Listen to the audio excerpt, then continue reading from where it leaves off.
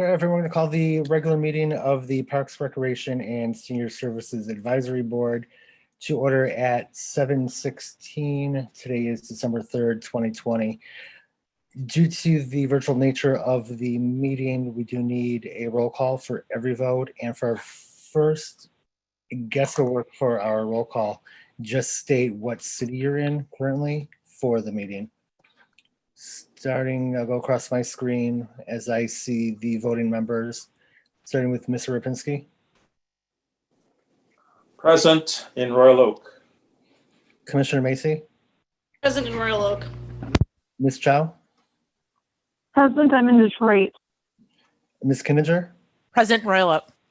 Myself, Tim Jaworski, present in Royal Oak. And also is our student member, Ms. Harris. I'm present in Royal Oak. Thank you, everyone. All right, item number 3 on the agenda is approval of the minutes from our last meeting, which was dated November 5th, 2020. With that, I'd like a motion to approve those minutes. So moved. We have a motion by Mr. Rapinski. Do I have a second? Looks like a second by Ms. Kinninger. Yes. Okay, again, roll call vote. Mr. Rapinski? Mike, you are muted. Yes. Commissioner Macy? Yes. Ms. Chow? Can I abstain because I did not get a copy of that email with the minutes? Yes.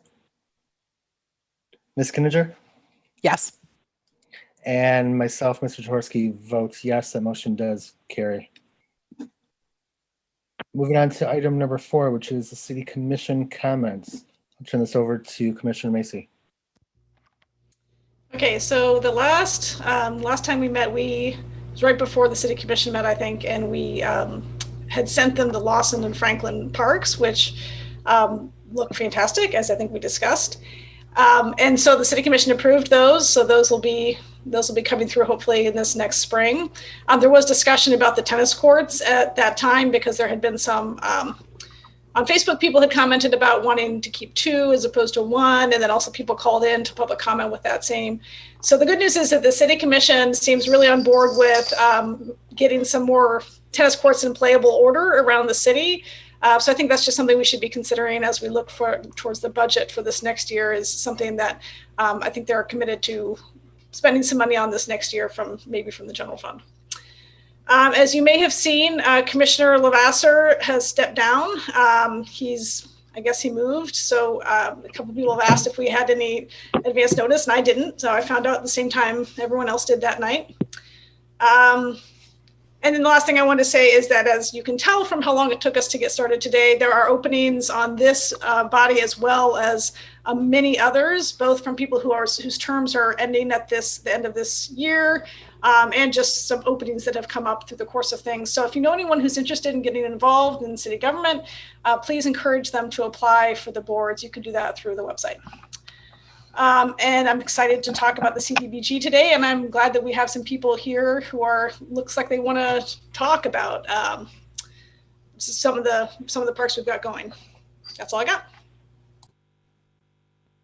Perfect. Thank you, Commissioner. Do we have any questions or comments for Commissioner Macy's report? Okay, moving on to item number 5, which is public comment. This, like any other city meeting, city commission, or any other subboard of that, there's a 3-minute time limit. We do ask that you state your name and address for the record prior to speaking. Tim, I will say, if you're on the phone, if you hit *9, that's how you raise your hand if you're using if you're calling via phone. If you're using a computer, you can raise hand like you normally can. And when you raise your hand, I will push on the button that will allow you to talk. You'll have to unmute yourself, and then you should be able to talk to the board. First person I have is Brandon Mason.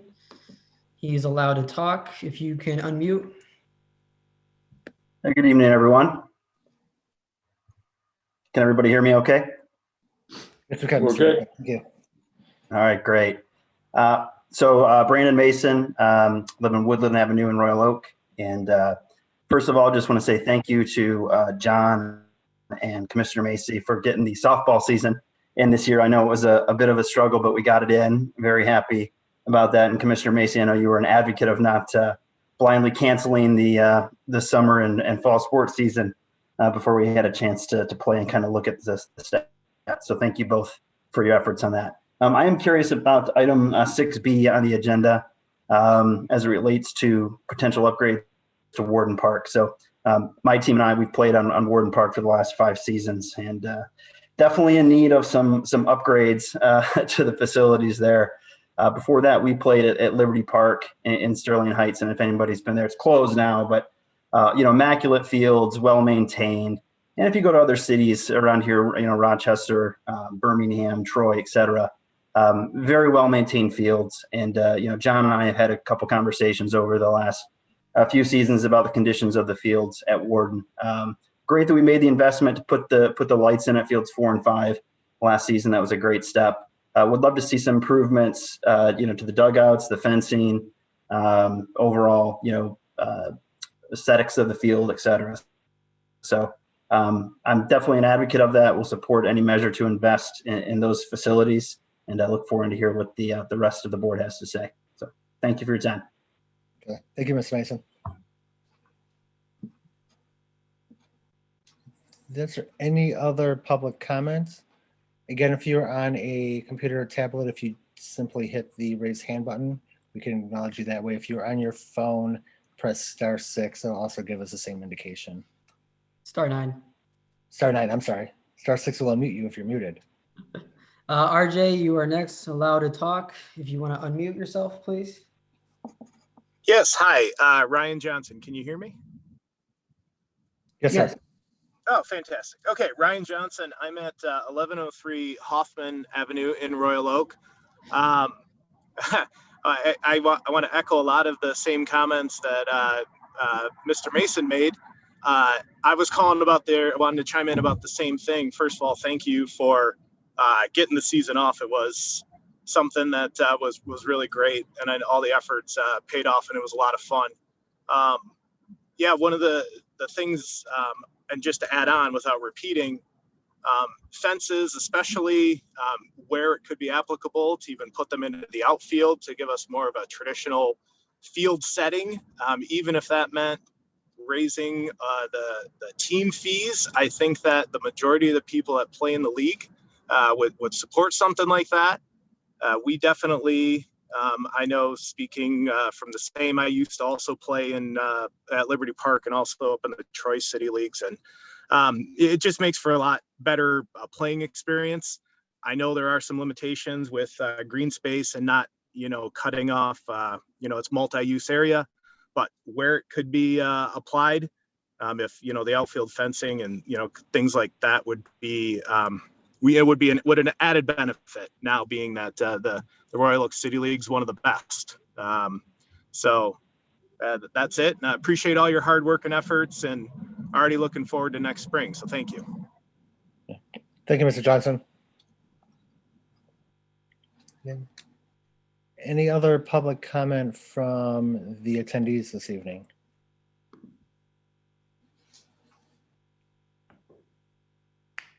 Again, you can click the raise hand button or *9 on your phone if that's how you are joining the meeting. Tim, if no one's going to raise hand, I do see Jeanette is on as the attendees list.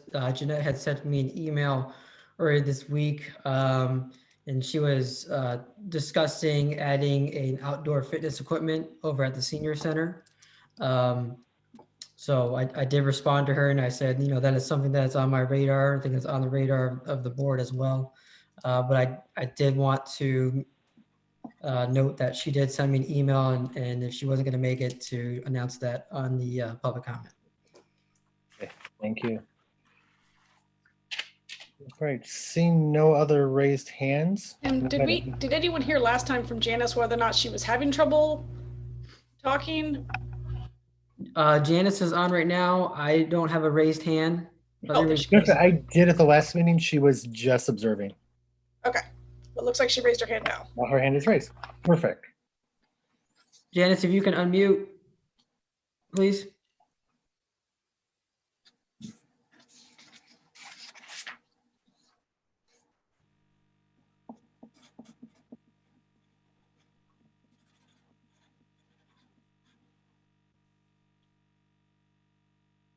Janice, can you hear us?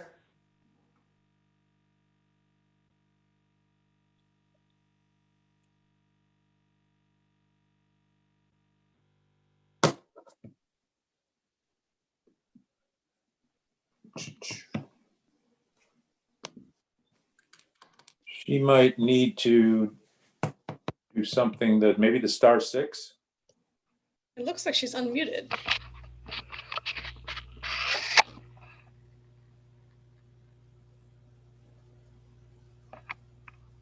Janice, if you're on a phone, try *6. See if that unmutes you.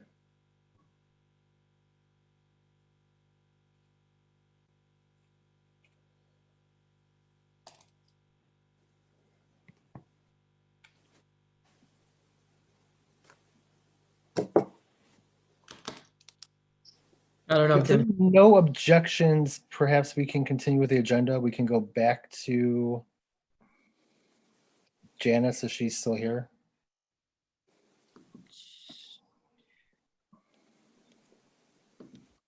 Looks like she disappeared off of our list as well. Yeah, it looks like she just left. Does anybody have contact information for Janice? I'm happy to reach out to her and see if she has something that she wants to discuss on this or in the January meeting. If she wants to. I believe I have her email. If you want to reach out that way, Sarah. Okay, if you could get that to me, John, I'm happy to reach out to her on the behalf of the team or the board here and see if she has anything she wants to bring forward and she's just having technical difficulties or something. Yep, sure can. Thank you. I appreciate that. Okay, with that, seeing no other participants or attendees wishing to make comment, I'm going to close public comment. Moving on to new business, item number 6. 6A is the Royal Oak Golf Center upgrade report. I'll turn this back over to John. Yes, so Glenn Police, he's the general manager over at the Royal Oak Golf Center. So he is on today. Everyone, if you didn't receive the agenda, there was an attached report that he will be presenting. So Glenn, the floor is yours. I appreciate that, John. Thank you so much. First of all, I want to say I've been on a number of Zooms like a lot of people have. And this is amazing to have Carol back there just directing traffic. It's just absolutely amazing. I don't see you, but you're awesome, Carol. Just want to throw that out there. So obviously at the Royal Golf Center, like many, many businesses, we had our own challenges. We had some fortunate things happen, some unfortunate things, but it was a challenging year. We were closed for 6 weeks on the range, 8 weeks on the mini golf, and actually we're very cautious in reopening. We minimized the amount of golf balls people could hit in the first, 5 or 6 weeks, just until we kind of figured it out. We had a pretty good COVID policy. We were fortunate that we just converted our mini golf building, just completely shut it down. And we had a cashier sitting in a double door opening with customers 8 feet away. And then when we got colder in the season, we actually blocked off the entire 8 foot by 6 foot opening, have a sound system where they can communicate back and forth. So our cashiers are never going to get COVID from anybody, or vice versa, because the goal is to keep both the staff and the customers safe. And then the driving range is naturally socially distant with 10-foot bays and 12-foot deep. You got 120 square feet of your own space outside, even under the covered tees. It's spreading around. So that's a good thing. So we were very fortunate there. We also put hand sanitizer all over the place and put the X's out there. And the customers were, we were very fortunate that, golf customers are a lot more congenial than what we've seen on TV with stores and whatnot. So we were very fortunate there. So I just wanted to give a little overview of how we've gone through that. And also we're going to continue taking payment, quote unquote, outside. The staff members inside in a very warm room, and the customer now, we actually put a tarp around the entire pavilion. So they're out of the elements while they pay for that 30 seconds, and then they walk onto the covered tees and go hit golf balls again. So the goal of that was to keep people out of the building. So the only thing that's open to them is in the renovation. Once again, we were fortunate that you open a door, there's 2 bathrooms, and we blocked the door off from going into the mini golf building. So we're protected there. And the main building is just used for our office staff to be at when they're not outside working, and also for transactions like golf lessons when we have them. So that's just kind of an overview of what we had to do. We were fortunate with that.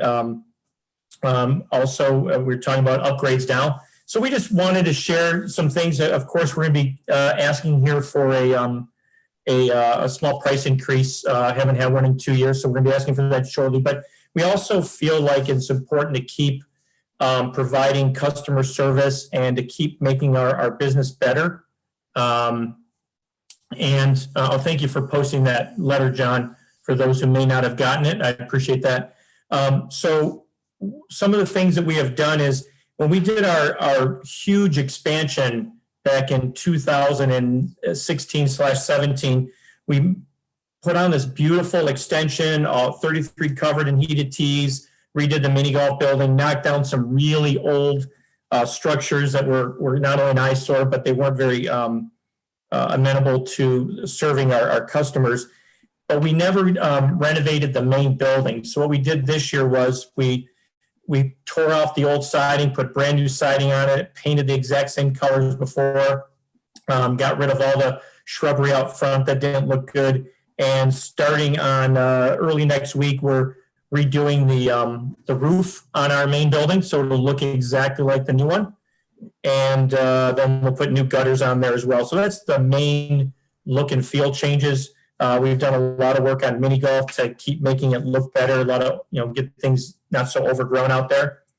And we're also operationally, we've upgraded our ball picking, new machine, ball picker, the little round roller things that pick them up, adding more golf balls to the mix, and changed our whole way of cleaning the process and getting the golf balls to distribution. And in 3 weeks, thank God, fortunately, we're getting a brand new distribution machine that's going to have some amazing technology with it. And we're excited about that. And that'll be protected in that new room we created a few years ago. So those are some of the changes we made. I'd like to thank John and Aaron for their support over the time they've been with us, especially John. He's made a number of visits to the facility. So, John, I know this is me here, and you put his name. Just, you've been out a number of times. Is there anything you want to share with anybody about what we've done for COVID or some of the things we've done to improve the place? I will say that, everything looks a lot cleaner. So I think it did a good job with cleaning up the shrubs, painting everything, kind of making everything the same color. And the whole place looks a lot cleaner. And quite honest, I was really impressed with all their COVID protocols. I know golf centers and golf courses were one of the first activities to open up, probably in April timeframe after the initial shutdown. And I know there was a lot of pressure on really anyone that operates some sort of recreation facility or any facility as that matter to make sure that they're not dinged with a case of COVID or something like that. So I was very impressed with how the Glenn and his staff were able to put together these protocols, stay with them, and keep everyone safe while enjoying themselves at the same time. And so props to them. Thanks, John. And also, we also feel, and we've been doing this prior, I've been there 8 years, and it was happening before, and we've actually added things for that we will do it with the community. It's basically the last paragraph you see there. This Youth on Course program is such that a local teenager, 17 and under, can get a medium bucket of balls for $3, and we've done that for 2 years now. We've provided over 4,000 of those. That's a 70% discount. We've had discounts for seniors and veterans. We keep adding high school golf teams. We're very fortunate to have that many kids practice there. We try to make that as amenable as possible. We give them a 50% discount. We've never said no to a charity request. I'm sure if it came from Nebraska, I might for some reason. We've our PGA junior team, thanks to Matt Berger, our youth coach, professional. He's done a great job. And what's not mentioned there, we also support the Midnight Golf program in Detroit. If you've not heard of it, I suggest you Google midnightgolf.org. It's an incredible organization. We've supported them for a number of years. And I'm a PGA member as well, and I don't want to pat myself on the back, but Frank told me to mention this. I was given the third ever Distinguished Service Award in the state of Michigan PGA mostly for my work with the Midnight Golf program. So I'm really proud of that and proud of the program. So that's a little overview of what we've done, what we're improving. We're always looking to make more improvements. I'm not going to share with you what we have in the hopper because not all will be done. 3 out of 4 of them might be done within next year, but I will tell you that we're always looking to make improvements there.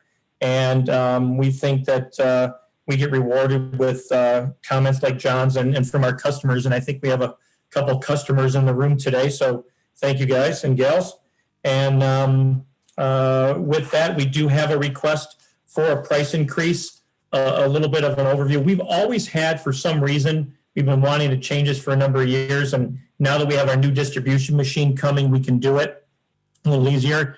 We want to have a bucket larger than 34. We get a lot of complaints that it's not enough and they don't want to go to a 68 or 70 ball bucket. So we're increasing the size of that in addition to the increase. So we're giving more golf balls with that.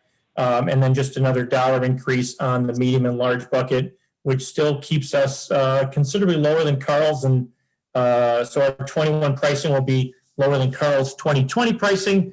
And they're due for one based on historical, but I'm not saying they will. I just think they might have one this year anyway. So that's what we're doing. We're not going to ask for an increase on mini golf. That was a little bit of a struggle this year. Most people were trying to play with their own family and their own household. So we fell short every month, but we were fortunate that it was open. We learned early on that we shouldn't complain because we were open and we were fortunate that we're outside. And then with the price increase, that'll move our senior military price buckets, which will not go up in price. They'll now be $2 less than their retail counterpart. So that's our request, and I'm happy to answer any questions or comments. Yeah, Glenn, this is Mike. Just a couple of quick things. I'm glad you brought up and patted yourself on the back for your award. And having been involved with you for quite a few years when you supported the Optimist Junior Golf Program, which sadly has I know. gone away on a local level. They still have something going on a regional level, but we're no longer able to produce the local junior golf program. But I'm very happy to see your efforts in supporting junior golf in the community and also on a larger scale. And that award was much deserved. Also, a quick comment, just knowing the history of this facility and where we were, let's go back 10 years and just to try to imagine the condition of that facility and the level of service, everything about it. We are 100 miles ahead of where this was 10 years ago. You said you guys took over 8 years ago, Glenn? I started 8 years ago. The management company always had it a long time, and they made some changes internally to start making those improvements about 8-9 years ago. Yeah, well, one of the smartest things that the Parks and Rec board has done is to recommend and push for the approval of the improvements that you all made in the center in the last couple of years, and it is now something our city can be very, very proud of. So kudos to you and to your partners, Glenn, and as a golfer, I thank you. Thank you, Mike. Do we have any other questions or comments for Mr. Police? Glenn, this is Sarah. Can you remind me again? I know I feel like I was brand new when you started, but you requested an increase. Was that 2019 or 2020 or 2018? It was 2018. Okay. We would not have a price increase for this year. Okay. Great. Thank you. Mm-hmm. Chow, go ahead. Yes, I was just wondering, is this the same as is this the golf center that presented last I want to say this was, at some point there was the last price increase was in 2018 for 50 cents, right? That's the last time. You know what, you were breaking up a little there. I didn't hear if that was a comment or a question. Yeah, I was just going back to what Sarah had said about the price increase. The last time was for 50 cents. And I believe that was October 2018. Is that correct? Yeah, October, well, actually November of 2018 is when we met with the board, or met with the Parks and Rec Committee. Okay, great. I just also wanted to say thank you for running the facility. I golfed there at the driving range and it's great. Thank you. Mhm.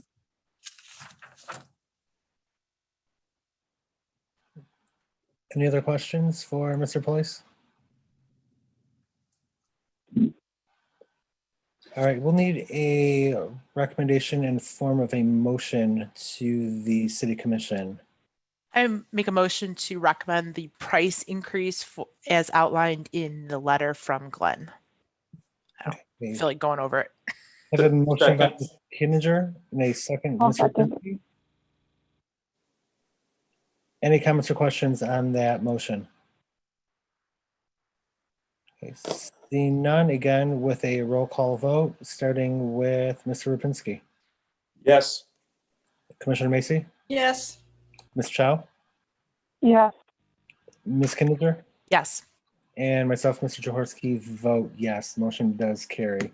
Again, thank you so much for the work you do with the Golf Center. Thank you so much for everyone's time. I do appreciate it. And I am going to be having my dinner and beer with my wife shortly. So I wish you a successful meeting and thank you again for your time. Thank you, Glenn. Thank you. Okay, moving on to item 6B, which is the fiscal year 21-22 Community Development Block Grant Park Upgrades. Okay, I'll turn this over to John. I don't, or Mr. Murphy's here as well. I can Yeah, start I if you mean, want. It can be Joseph. So Joseph here from the planning department. Him and I work on community development block grants and the upgrades in our parks. So I'm going to screen share. I'm going to screen share my screen. And Joseph, we can both collaborate, but I'll give the floor first. Sure. In your packet, you have a memo that highlights how we've shifted a larger percentage of CDBG funds in the last few years to park improvements. We just finished improvements to 4 parks. We do need to do some grading and seeding around those improvements at Huntington Woods, Fulton, Sullivan, and Wendland parks in the spring, but the rest of the work at those parks is finished.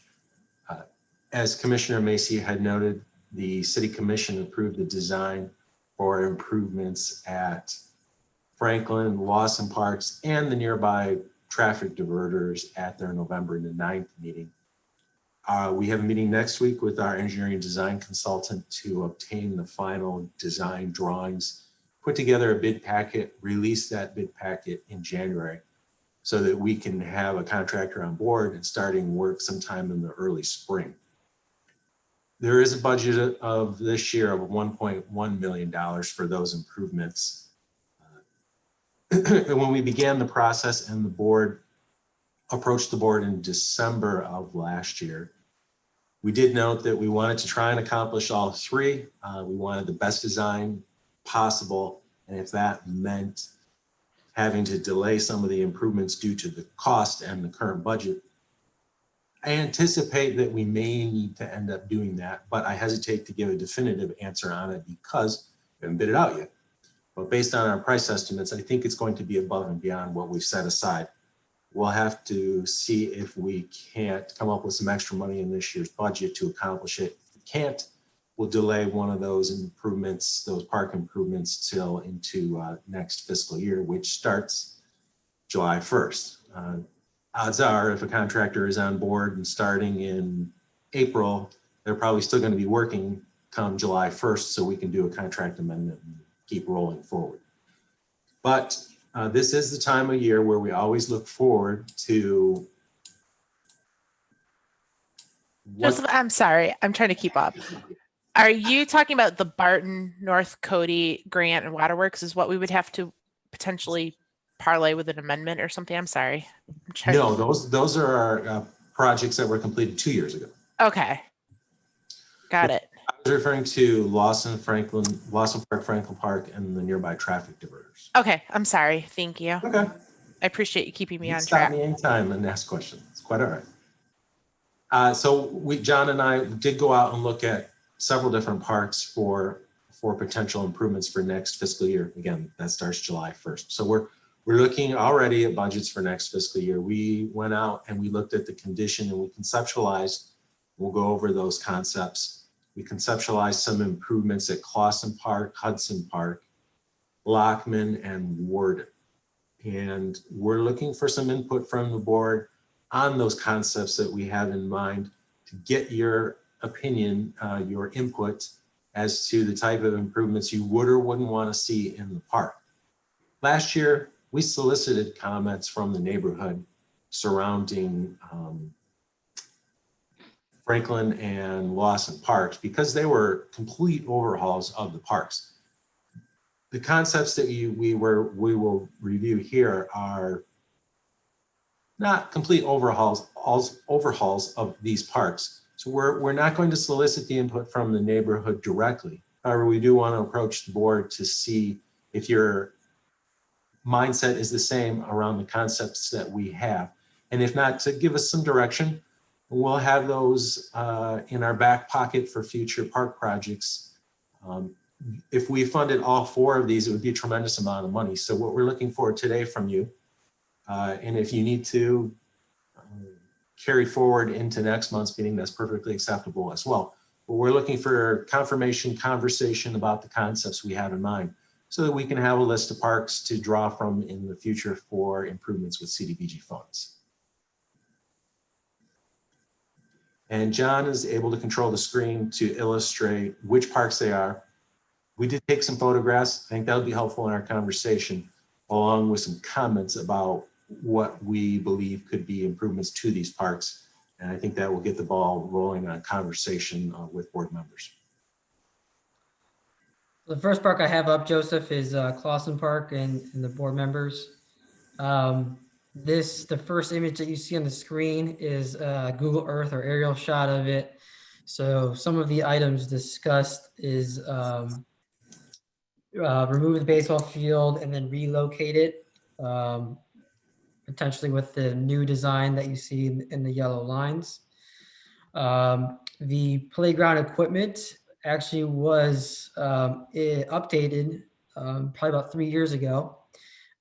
Except for there's none of that new port in place fall zone or the artificial turf that you may see at some of our other CDBG park projects. So this particular park would receive that upgrade.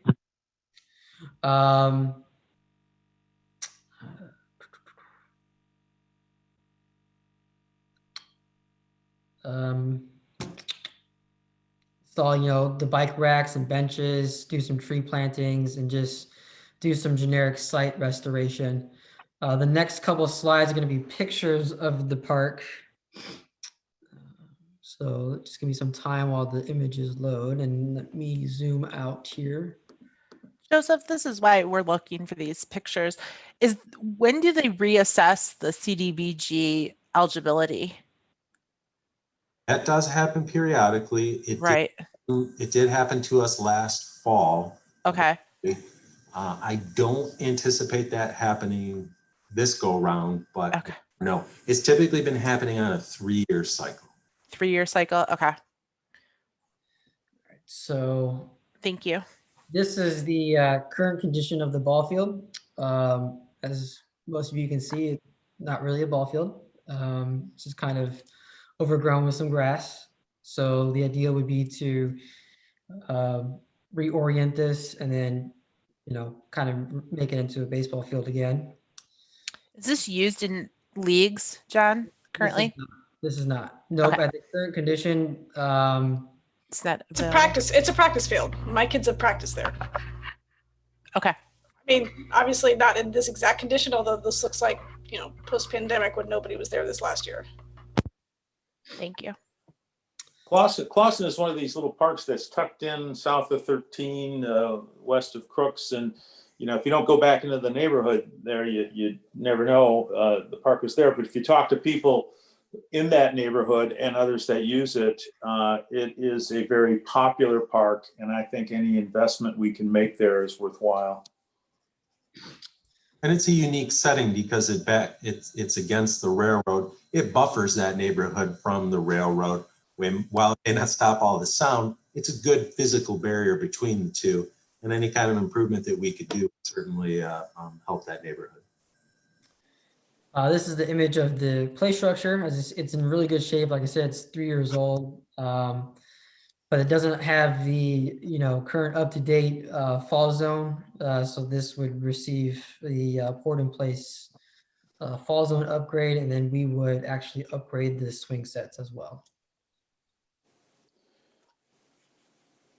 John, I see a soccer field in the background there, so that's being used by the youth soccer program as well. Yep. I don't think they're playing there. Just a practice field. The practice field, yeah. Oh, so they don't use that for games? No, most of the time it's not a game field, but Roysa or the Royal Oak Football Club, they like to take a lot of these fields that have open grass area and use them as practice fields. So this does serve as a pretty good practice field. Are we taking it? John? Go ahead. I will say that John and I did look at this as if we were reorienting the field, would there be an opportunity to put some cost, whether it's cost prohibitive or not, putting some lighting that would shine towards the infield, which is the railroad tracks, and not have that spilling over into the neighborhood and make it accessible for night use. It may be cost prohibitive, but it's something that we could possibly look into.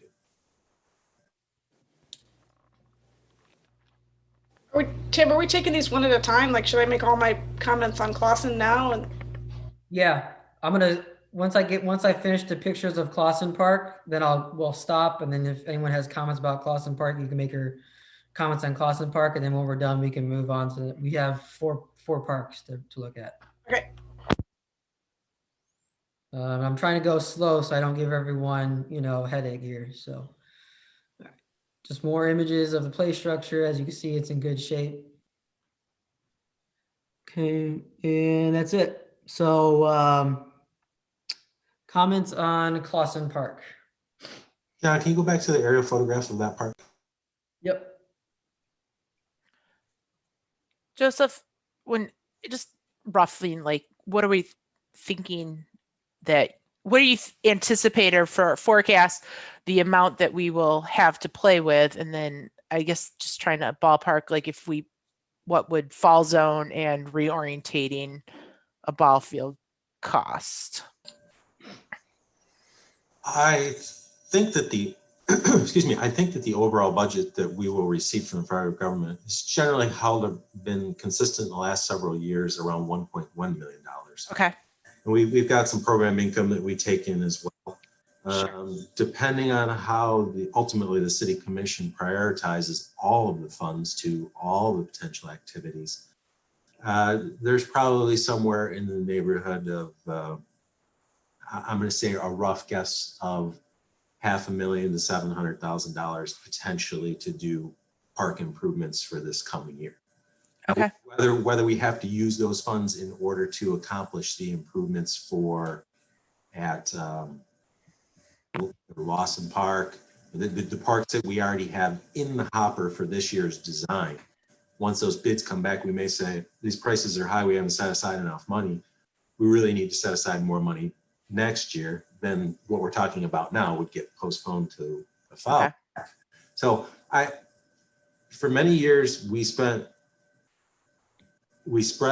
our CDBG dollars thin across the city and tried to reach many corners of the city with projects and spending small amounts and, in my opinion, getting small results. Yep. I prefer to spend real dollars and have real results and walk away from a park project where the neighborhood can be very proud and the city doesn't need to go back and put any additional funds into it for several years thereafter. I think greater success with that in the last several years versus spending nickels in the park here, and then several years later we come back and we spend a couple more dollars.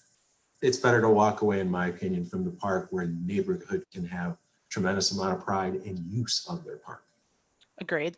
I think we're aligned on how to do that. I think it's hard to wrap our head around. Like, you know, I know that there are several people who voiced in public comment about Warden Park and the need for baseball fields. So then as you start to think about what would it take for Clausen versus baseball fields, I'm just trying to understand those things, I guess, as we talk through it. And that's how I would prioritize them, right? Like, I definitely would say this needs work, but if you can generate funds from Warden Park and make that something else, like, I'm trying to understand that, I guess, just thinking out loud. So outside of the adults that use Warden Park is heavily used sometimes by Royal Oak Sandlot League. Multiple high schools use Warden Park. So if the decision was between Clausen Park and Warden Park to upgrade which site first as far as baseball fields go, I would recommend Warden just because it gets more, and then we can hit Clausen at another time if it came down to funding and priority wise. And then go ahead. Sorry. I mean, this field will need some improvements in the future. Sure. And I guess, Joseph, are we in the, like, so 2021, we probably won't get assessed. Will 2022 be the third year? Like, is that when we'd probably potentially be reassessed for CDBG eligibility? No, we've been consistently a recipient of the CDBG program for over 40 years. I don't anticipate that changing unless the entire nationwide is dissolved. No. I meant, like, which parks would be eligible. I'm just trying to think, like, is there a potential of, like, Clausen falling out or Warden falling out if we don't do something? I guess I was just trying to also think about prioritization that way, because clearly I know it's designed to help that, like, kind of lower income areas, right? And I know that we continue to expand and you know, if census data comes back, I guess I was just trying to also think through that as we talk about this a little bit. Yes, the neighborhoods could change based on recent census data. That data crunching from the census typically takes at least a year and a half to really spill out into changes in, we'll call it, the map. Okay. I hesitate to encourage the board to prioritize them based on or rank the parks. I view it more as, if we know that this park maybe costs $500,000 to $600,000 and Warden Park's going to cost $150,000 to $250,000, I look at that as,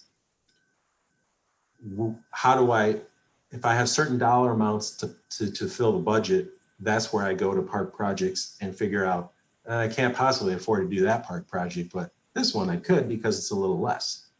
So I like to have a variety of projects to choose for a city commission ultimately to choose from to fill those smaller gaps or the big gap in the budget. So we don't like to always come up with $1 amount of projects that are park projects that are the same dollar amount. We do like to have a variety that cover a range so that we can pick and choose also based on the budget.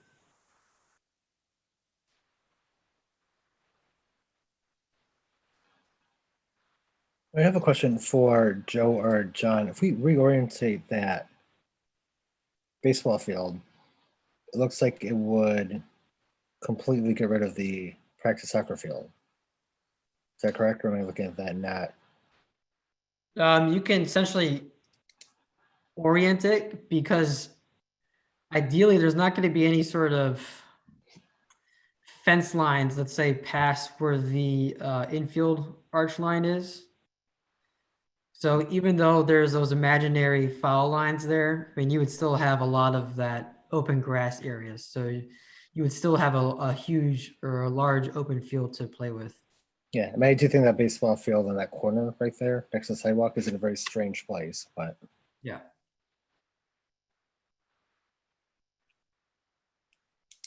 Any other questions or comments? Commissioner Macy? So, Mr. Murphy, I'm afraid you spoiled us this year because with Lawson and Franklin, now we're expecting the world with all the CDBG funds. So I have some questions about this one. So I mean, I agree the ball field is a disaster. I'm a little confused about the reorienting. So I had some questions. Like when you said the lights, that was like, oh, okay, I understand. But wouldn't that be true even the way it's oriented now?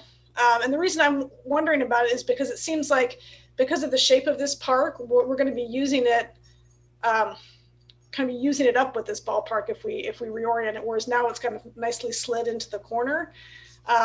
So I wondered, like, I'm trying to think about the lights. Wouldn't they still be pointing mostly inward either way?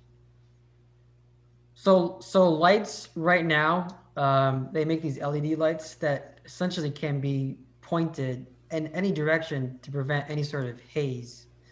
And the haze is what you would see the light kind of shining behind the light, so they hit the neighbors. You do have a little bit more room to work with as far as the baseball field with this orientation. I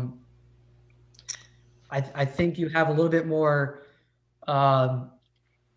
safety, especially since the kids would kind of be a little bit further off the street, especially with the infield being closer to the street. Foul balls will actually come and hit the railroad, or they'll hit off to the side. I mean, we won't have to worry about hitting cars or whatnot. The distance between the sidewalk and the outfield per se is big enough to a point where you're not going to get any kids essentially running into the street. And also the size of the field, you're not going to have a lot of just the age group of the kids. You're not going to get that as well. Well, that's my other question is, do we need lights for this? I mean, it's like my kids, you played there for T-ball. Like, do we need a lit T-ball field? So that was my other question. But also, I mean, so this is a dead end street. I mean, there's the only cars that are there are the cars that are parking to come to the baseball game or practice. I guess it doesn't seem to me like a huge danger in terms of that. So, I mean, that's just a quibble about the orientation of it. I don't know.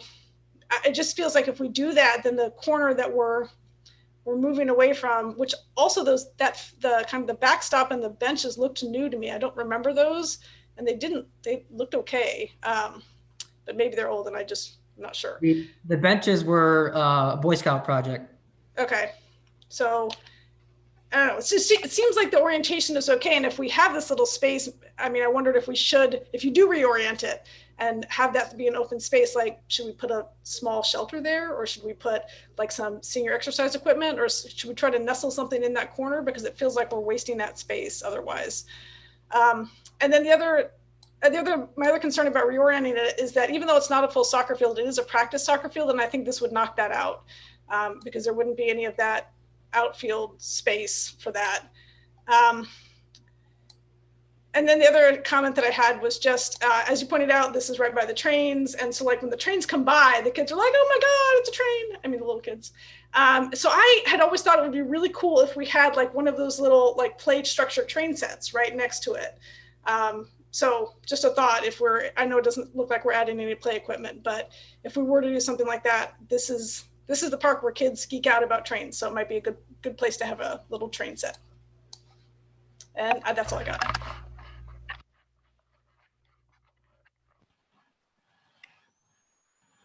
Right. Tim, you want me to move on? Crystal, did you have a comment or question? Yeah, just to follow up on what Commissioner Macy said, at Lawson Park, our ball diamond also backs onto the sidewalk. I don't see an issue with it being next to the street. There's like a big fence. I couldn't see in this particular photo whether there is one to prevent balls from flying out. And it does, I do agree, it does look in pretty good condition compared to what Lawson is right now. And then also with foliage, I'm not familiar with the park. Is there enough trees kind of like creating some sort of barrier with the train tracks? Yes. As far as the barrier goes.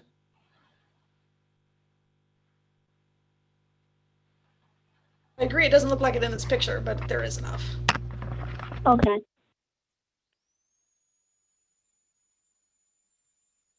That's all my comments. Okay, Thank you. Any other questions or comments on the Boston Park presentation? Okay, thank you. Okay, so the next one we're gonna hit is Hudson Park.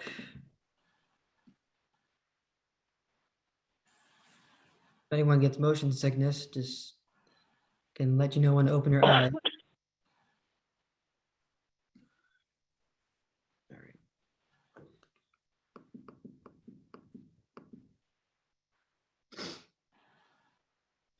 So this is Hudson Park.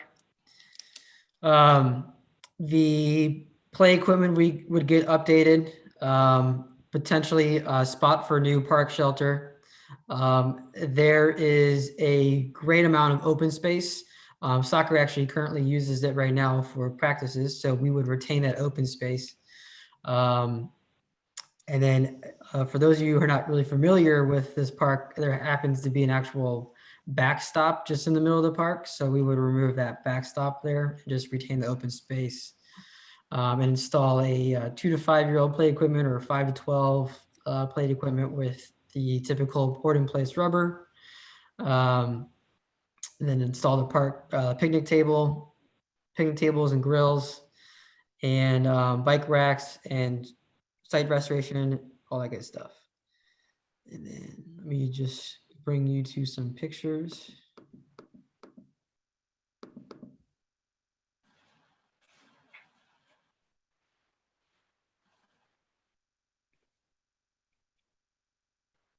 John, when was the play equipment last updated? That looks fairly new. Give me 1 second. I can pull Yeah. it up. Updated or installed? I don't know. It just looked in fairly decent condition from that quick picture. I wasn't looking at it. I that think closely. that play equipment off the top of my head is about 13 to 14 years old. Okay. If you look at it up close, it's in really rough shape. Okay. And I trust you guys. Don't worry about it. I think I'm off the shares. We're always welcome. We have that same design in many parks. We can cannibalize any of that equipment for salvage pieces, replacement pieces, to keep some of the other park equipment that we have going as replacement pieces, because they don't manufacture that anymore. But most of that is in very rough condition. Okay. Yeah, this park, usually a park equipment is, we try to change them out at year 15 or whatnot. So this Okay. is it's at its end of life. I've tried to zoom in a little bit more for you guys. Let me see if I can try it again. I can look at it over here, John. It's fine. I have faith that you guys assessed it. So I was just saying the picture doesn't look like it's in that rough a shape. And then this is just the open grass area. Upgrade the swing set. And that's it. If you guys want me to circle back to any of the pictures, let me know. But I guess we can move forward with comments for Hudson Park. Commissioner Macy? So this park is right next door to Commissioner Colo. So I talked to him about what he sees and what he thinks about this park, and he had some opinions. You'll all be surprised to hear. So one thing that he said, and that I also heard on Facebook from another resident, was that basketball court is actually the most used feature in that park. It's like constant use pretty much. So there was a request to have that stay. And that's sort of in line with what we've discussed before as a board about keeping some of those older kid activities available at our parks, because it seems like a lot of the basketball court and tennis courts are, they get in rough shape pretty quickly. So that's one. Commissioner Colo suggests that a structure for the 5 to 12-year-olds might be a little bit more appropriate for that area. Even though his kids are in the 2 to 5 range, he still thinks that would get more use there. He asked about the shelter. So like in the picture, the shelter is kind of, offset a little bit. And he wondered about the placement of that and thought it might be better nestled into where the basketball court is, right to the left of that over there. Also there's one of those, like the turtle that was at Franklin, there's a frog or something back here somewhere that he wants to save. So save the frog. I think that's it. And if not, I'm sure I will get an earful from him later. You were referring to a half basketball court, I'm assuming? Like what's there? like what's there, half basketball.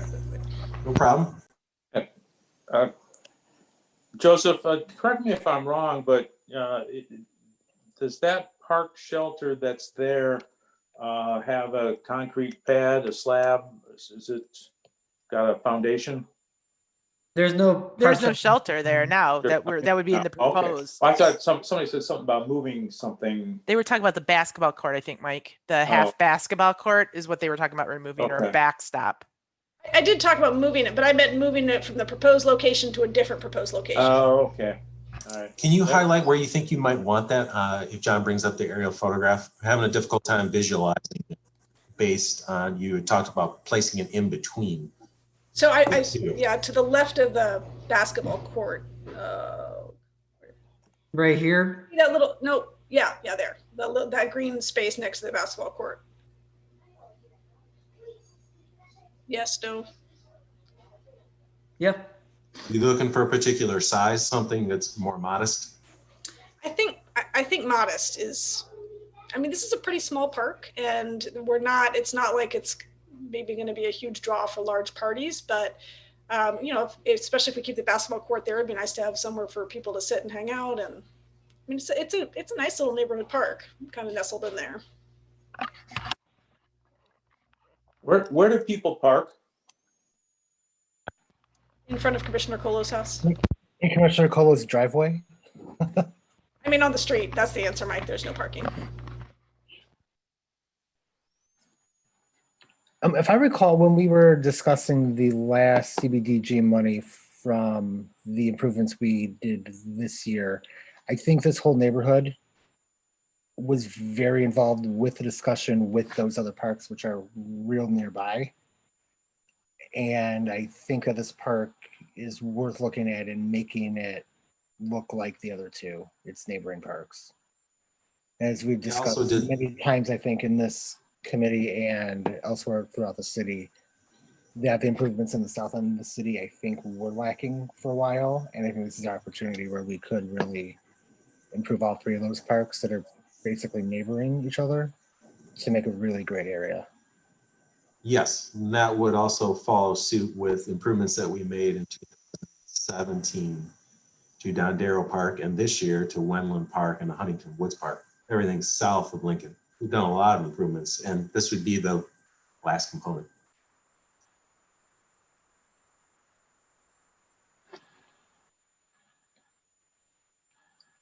And we have any other questions or comments about Hudson?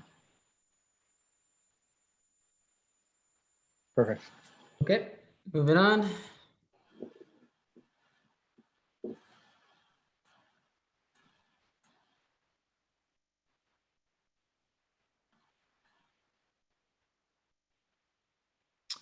So the next park that we have here is Lockman Park. This is on Campbell, right behind Keller Elementary School.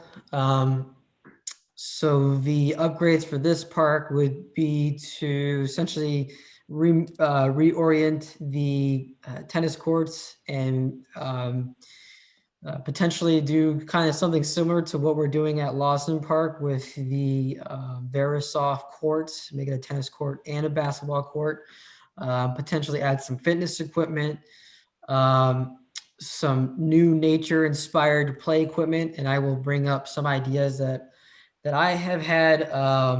Put a new shelter here. This would be a great spot for a shelter, as there's a lot of trees here. It's a very remote and quiet area in the city, so it presents a very unique opportunity to do something different that you probably won't see in the rest of the city parks or even throughout the cities.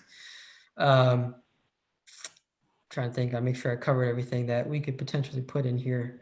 Obviously the bike racks and benches. But before we move on, let me pull up.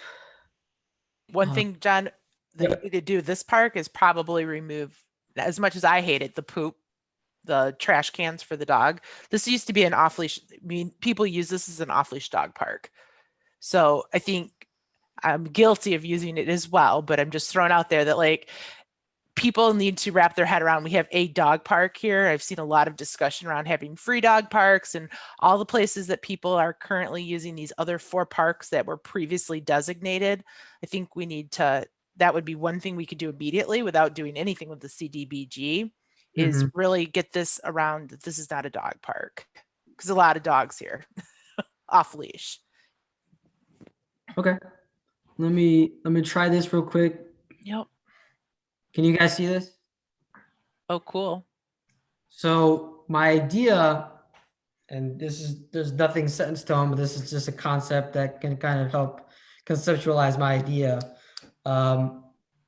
But they call these types of concepts an adventure, playscape, or an aerial playscapes.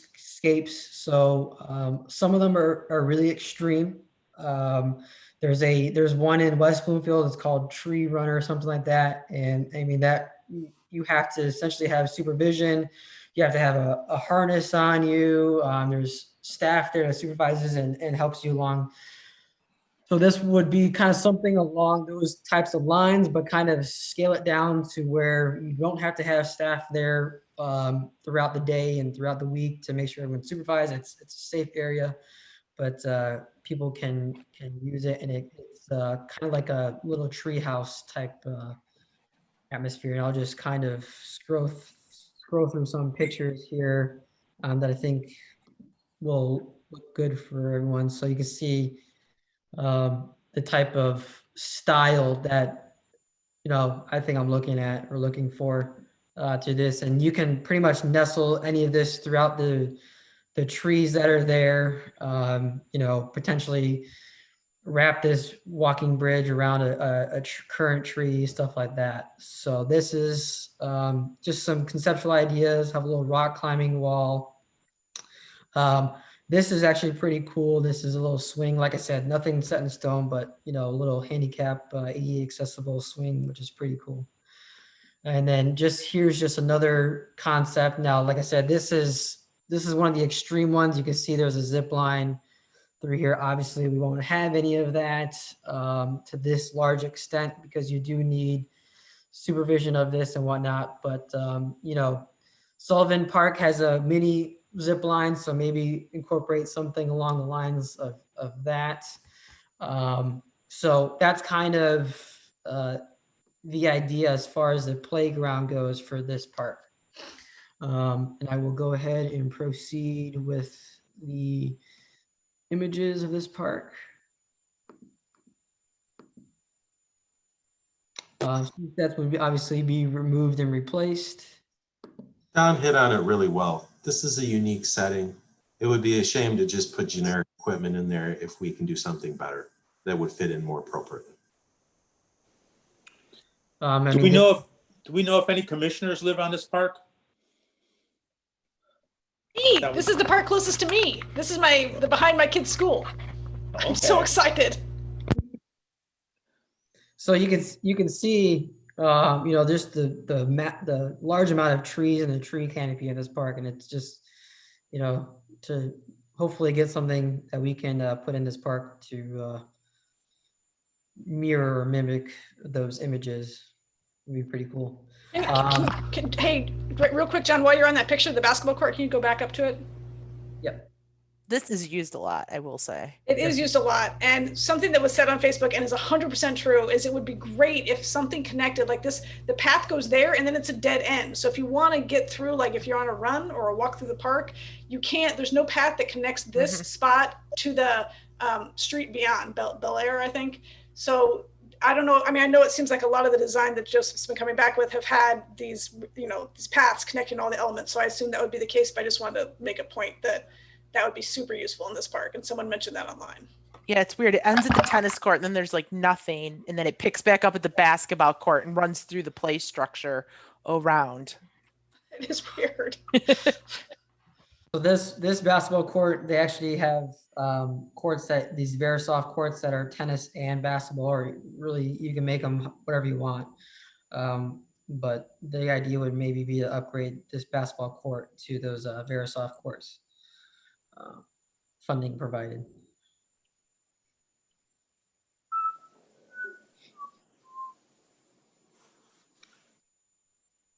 tennis courts are in pretty good shape, but we can, upgrade them, make them look a little bit better. Open grass area, so a lot of people can use the areas for, hanging out, doing picnics, soccer, flag football, all that good stuff. That's the end of Lockman Park. If anyone else has any comments.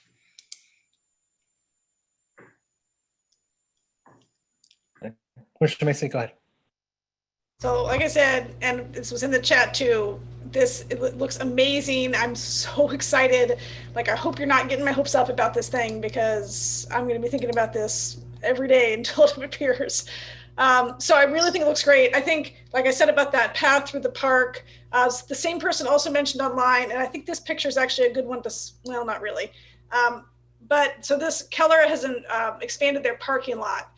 And so it goes all the way over almost to touch the tops of these streets where it dead ends, but it doesn't quite touch them. So there's like a 3-foot gap between the sidewalk that people just like walk through. So it would be good if we could connect that too. So I'm talking about, it's like the corner of the parking lot. And when you're trying to access Lockman Park, there's a place where you just have to go on grass because there's no connector. And then, so it mentioned getting rid of the swings, although then I saw the handicap swing in that kind of large structure. I do think the swings get some use. I mean, pretty much at all their parks, but definitely at this one. It is weird that it's like swings are kind of off in their own little spot. I don't know why that is. But I would encourage you to keep the swings if you could. And then I think you could incorporate the swings into the new play equipment. So I think remove those because they're older and then replace them with newer equipment. Okay, yeah, that's perfect. I think that makes sense. How many? So I guess I misunderstood about the tennis and basketball. So we have 2 tennis and 1 basketball, and you're saying we're going to get rid of that tennis and make that part that doesn't have trees be like an open field area. Makes sense. And then we're going to make the basketball court a combined tennis basketball court. Is it just 1 or is it 2? Or? You can make it as many as you want. Most likely 2. Okay. Okay. If you're looking for a designated tennis court or designated basketball court, that'd be good to tell us so that we can have it in that capacity versus one that gets utilized in both. There was that strong conversation about tennis courts recently at the city commission meeting. So if you feel strongly about it, that's what we'd like to know. We'll try and squeeze it in or work it in the design. Absolutely. Well, I wonder I think tennis courts are a huge, for whatever reason, this is the new passion project, but we don't have a lot of tennis courts that are usable is what I understand in the city, right? Like these are probably the closest to usable outside of the, like the high school. I think a lot of them are really, right, John? Is that a fair statement? There's new ones at Don Darrow. Yeah, Don Darrow is the new one. Warden Park has 6 tennis courts that are in good shape. This one has a good tennis court. Whittier Park has a good tennis court. Okay. I mean, so we have we have some that are. Whittier doesn't have tennis. Whittier has pickleball. I'm sorry. Waterworks. I'm sorry. So we have some that are, need repair, need to be replaced or refinished. And then we have some that are in good shape that were recently redone. So it's just a matter of, bringing everything up to speed. I think what would be interesting to look at is like, where are they placed throughout? Like, are they evenly spaced within the neighborhoods of like, do we have a concentration of tennis courts in one place and not in others? I don't know.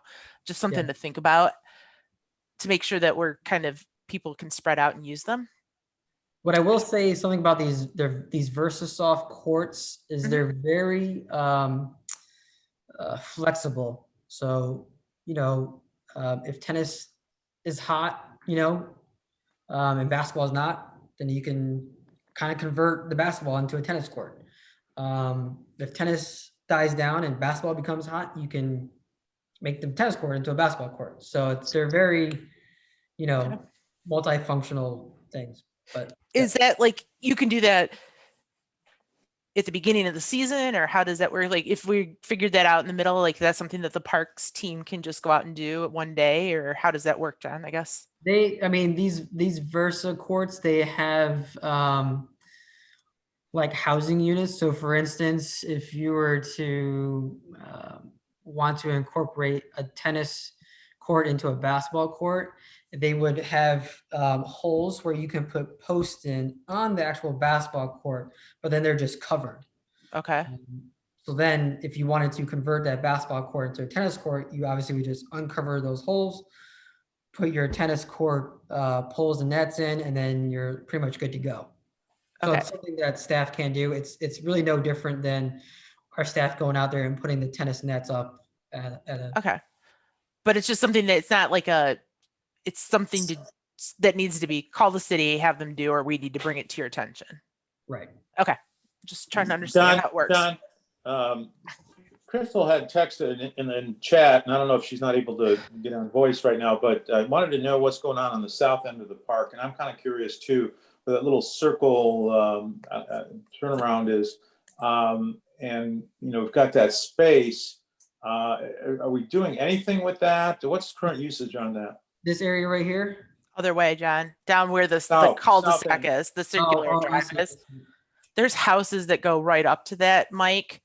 But then it's just a turnaround because it's a dead end street. That's and then, close to Gardenia there, right? Doesn't it? Yeah, Gardenia is south of it. So there's like a Right. handful of houses, and they use it because it's dead end. They use it from a turnaround perspective. And then So this that's is where the street. That's a full street turnaround. yes, That's for cars. yes. Okay. Cars come in there, they turn around. Some of them park and get out and use the park. I think there is part of the path that goes up there. You can see how it the path kind of branches out, and you can either go straight across or you can come down and get off on that road. That's all sidewalk. Can you see what I'm talking about, Mike? Yeah, I see. I'm looking on my computer screen. Okay. There's a picture of it. And then the rest of it is just a lot of trees that comes up to houses. And then there's 2 trash cans for what used to be is used for dog waste. That's really what it is currently. I remember this park well. When I first moved to Royal Oak 40-some years ago, I was on Ferris, and this was just a couple blocks away. We used to take walks through this park. The big attraction, one of the big features here is our natural habitat, the trees. For any of our other parks, other than like Cummingston and Tenhave, the volume of trees per square yard here is about as dense as any place in the city. I wonder if there's any way we could look at taking advantage of that somehow, or doing something with the Nature Society. I'm just throwing ideas out there. People have been setting up like deer blinds and stuff in it. I can tell you that recently. I found there's like netting, like you would use it a deer blind. But why are you looking at me like that, Melanie? Commissioner Macy? I hope there's no one shooting anything. I don't think they're shooting. I think it's kids that are using it for like some kind of cover or something. I don't know. You threw us off there a little bit, Sarah. Well, I just associate it with hunting, but like they made some kind of like tarp area they must hide out in. I don't know. You find lots of interesting things over there. I will have to take a look at that tomorrow. So bring that to my attention. I think it's gone now. Last time I was over there, John. But John, next time you go in there, you better be wearing orange. I know. We did have a deer run down the street the other day. So is that it for? No. So I just want to come back to Joseph's question about number of tennis and basketball courts. That's why I was asking about how many it was going to end up being, because I don't particularly want to lose any of them. I think we're going to face the same pushback that we just faced. And, this is a park that I see it a lot. And I mean, the thing that's attractive about having to be able to switch between those 2 sports is that, in the winter, there's not very many people playing tennis, but there are people who sometimes will come still throw a basketball up there. So that would be nice. But it doesn't help us for the rest of the year when people want to be both playing tennis and playing basketball. So I worry about losing that. And I also wonder, since we had talked about lighted courts, and one of the things we had said is having it be a little bit separate from houses, moving this on the other side of the trees makes this a potential place to do that, right? Like to have lights around those courts. So I think that would be I don't know, somebody considers, I guess I don't know if there's room for 3 there or funding to have 3 of that special surface. But I'm reluctant to lose them, I guess. Yeah, the plan is to keep the 2 tennis courts, and Joseph and I actually did talk about maybe lighting this particular park, but you know, feasibility wise. I thought it said on the thing that we were getting rid of those. Get rid of what? Getting rid of the ones that exist, but we're going to move them to make them combo tennis basketball courts in that square area. Okay.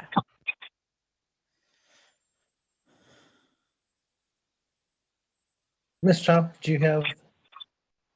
Yeah, just about the south side of the park.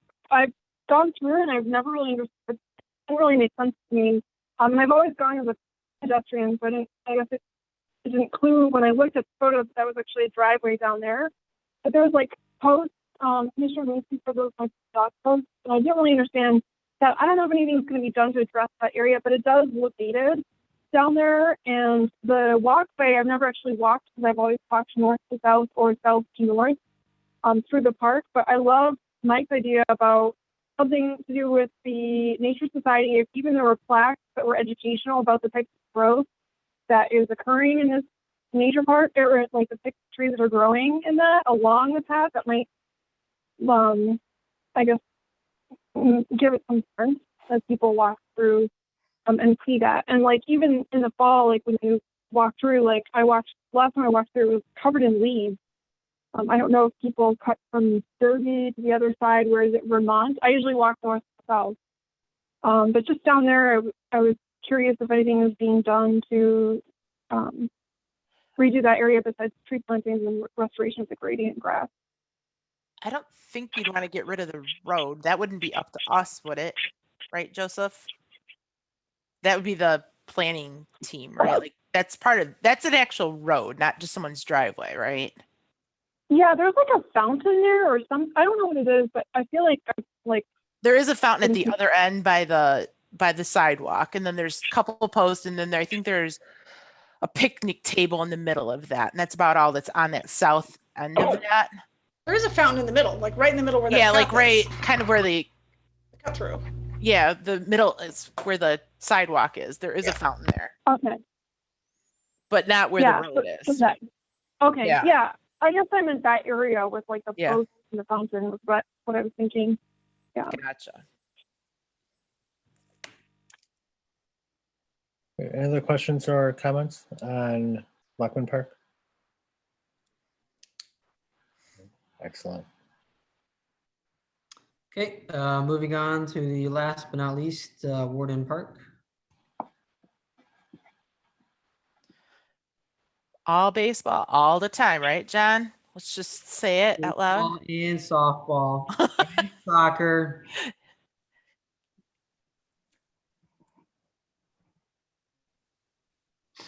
We hit everything in that part. Okay, so here's Warden Park. These are Warden's Fields 1 and 2. They are by Crooks Road. And Joseph, correct me if I'm wrong. The way the zoning for the CDBG map, it only encompasses these 2 fields, or would it encompass 4 and 5? No, it extends eastward towards 4 and 5. Okay. John, isn't there a part of this park that somebody owns? Yeah, it's down this area. Okay. Actually, this area, there's a piece of land that the guy owns the building. Yep. Okay. Just want to make sure. So from a history standpoint, for those that don't know, there was the guy that owned that made a proposal. He wanted to build a medical building or something on it, and for a variance for parking and allowing him to use that parking lot, he was going to improve it or expand it parking, and his proposal expired. He had an option on it, and I think that thing died on the vine.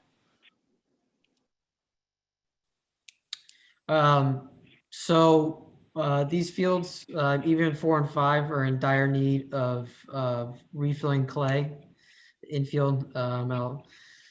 So we would obviously recondition these fields with the proper amount of material for the clay.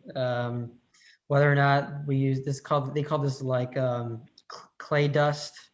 So it gets very hard if it doesn't have any moisture to it. So the option to either replace that with what they call a Washington ball diamond mix is kind of what you would see a little bit in your high school fields that has that red tinted clay, but not too clayish. It's still a multi-purpose type material. Um, we would pretty much recondition the fencing. See if I can zoom out and redo some of the dugouts.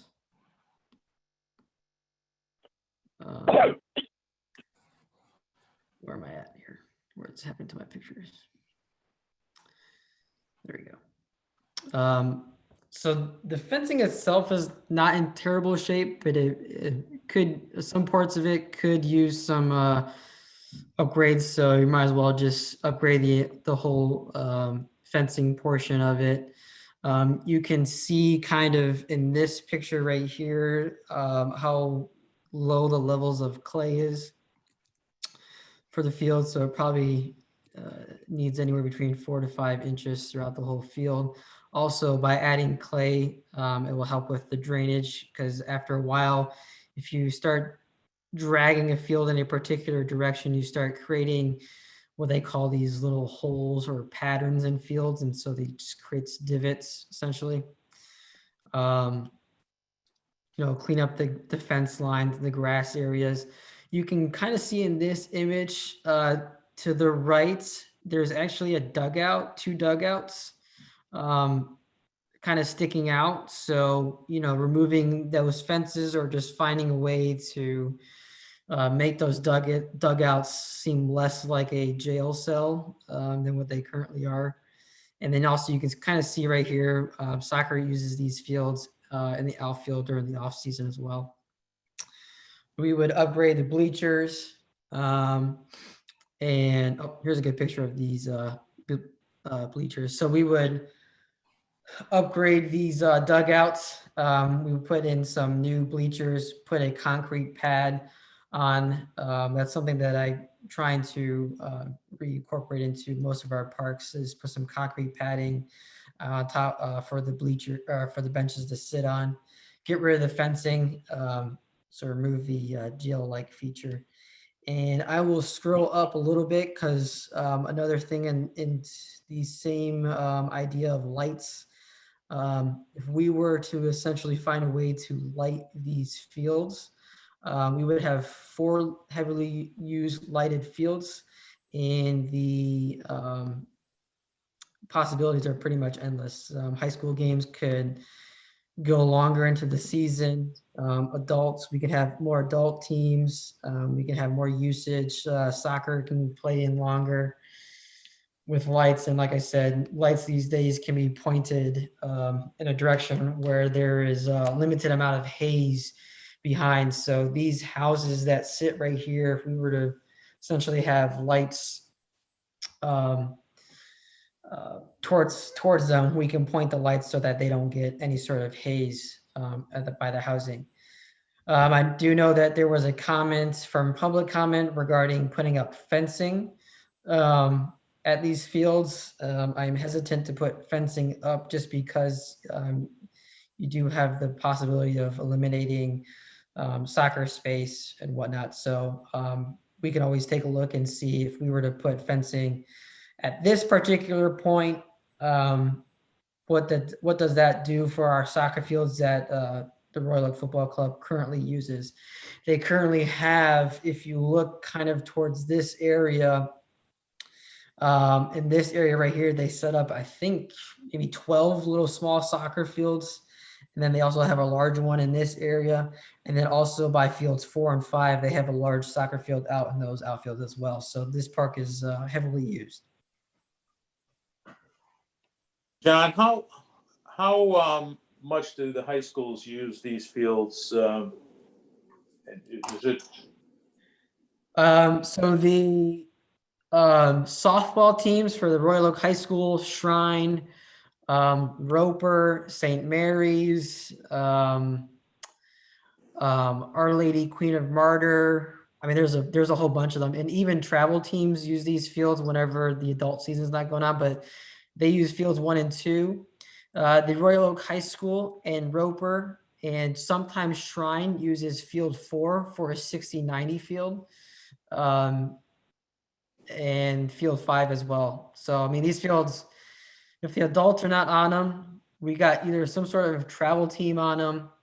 We got some sort of high school team on them. I mean, they're pretty much used, Monday through Sunday. And the fees that they pay for usage are pretty standard, consistent. Yes. So these fields are $60 a game. Okay.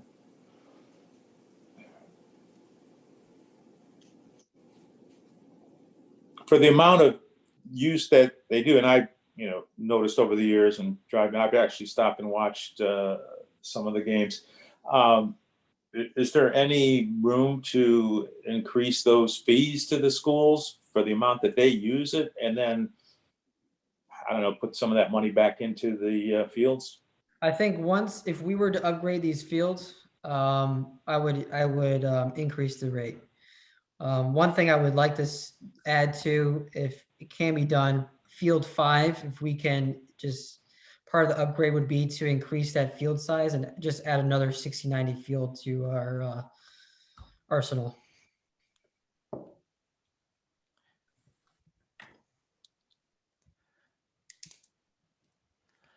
Well, again, just to reiterate, this part, Warden Park is probably the most heavily used for team sports in our city. I think we do have to keep in mind the different sports that are played there, soccer, softball, baseball, and kind of keep everyone in the loop from a usage standpoint. But I think this would be money very well spent to get these fields, especially these two right off of Crooks, get these fields in better playable condition. Yeah, to utilize, federally block grant money in a field that is heavily used is probably a big plus size. Otherwise, to add any sort of conditioning to the infields or whatnot would come out of parks improvements or even the general fund, or unless we get grants or partner with the Sandlot League. So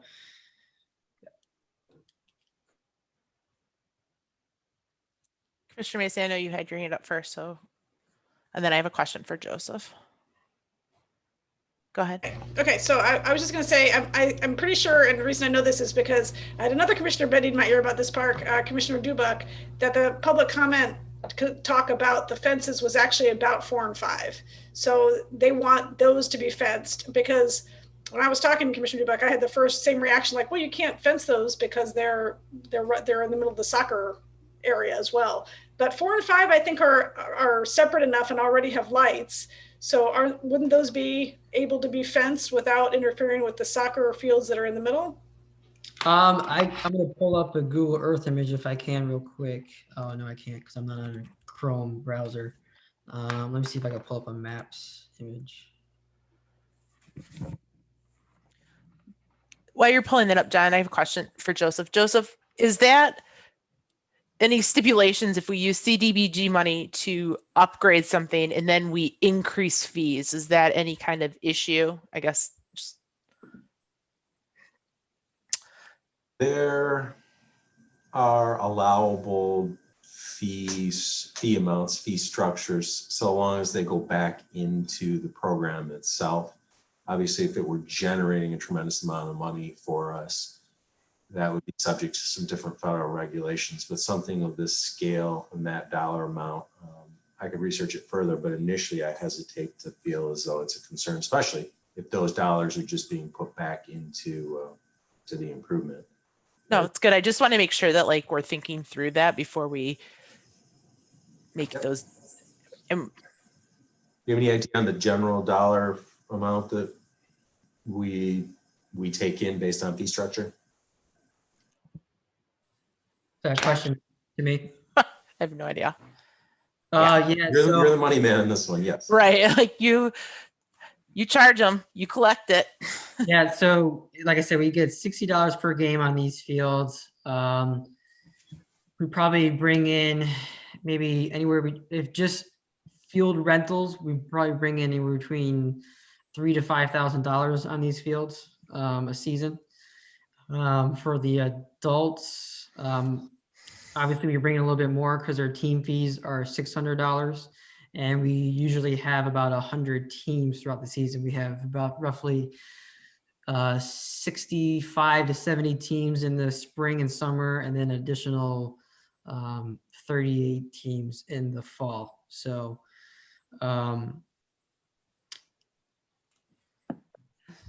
anywhere between $50,000 to $60,000 for adults. I will say right here where my mouse is, the soccer does put a field here. Look at the other side where there's already lights, like soccer can't play there. So if there's just a fence, like connect the dots with those lights, that could, make that area for it to be the baseball, softball field, and then soccer doesn't play there anyway because there's big poles in the way. So I think that's what they're looking at. Also, I did get a hot tip that our fees are like the cheapest for the adults. So I think we're well within reason to put those up, especially if we're improving these parks. And then the fencing, if we were to do 4 and 5 as well, the fencing over on these fields needs to be completely torn down and replaced. So these fields, like, many people have said, they're heavily used. I've said they're heavily used. They're one of our most popular parks throughout the city, and to upgrade them would be a significant improvement. And if we were to get, lights out here, you can see these houses here, so we can, put lights maybe along here or even along this corridor right here. I mean, it'd be a big improvement to this park. We would have 4 lighted fields all in one place, and what you can do with that would be crazy. If you put lights on 1 and 2, would that be interrupting soccer? Because I just heard Commissioner Macy say they can't use 4, 5, and 6, or 4 and 5 because there's poles there. You can probably position them so that they won't interfere, but I mean, I would just have to go through and pretty much draw out a soccer field and then kind of go from there. I think so. I mean, I know I'm a proponent for the lights, but I think it would be tough on those fields with the lights. Like this last year, the little kid soccer was playing exactly in that spot, and maybe it was different because of the pandemic. But it was. I mean, I think we should talk to ROFC about how they use this. I'm sure John was doing that anyway, but anything that I would change, I would coordinate with them.